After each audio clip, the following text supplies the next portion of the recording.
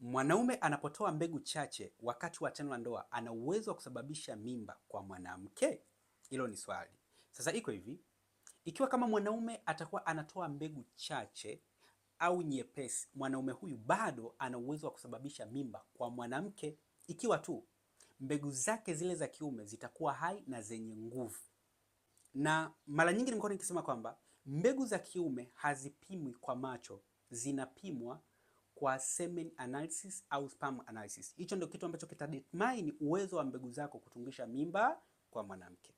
Kwa hiyo ikiwa kama una wasiwasi na mbegu zako za kiume, fika hospitali au maabara, fanya vipimo vya sperm analysis ili kujua ubora wa mbegu zako za kiume.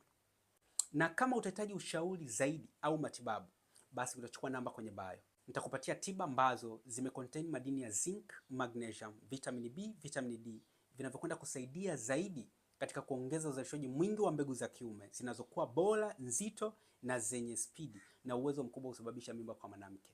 Popote ulipo, uwe ndani au nje ya Tanzania, nitakusaidia. Karibu sana.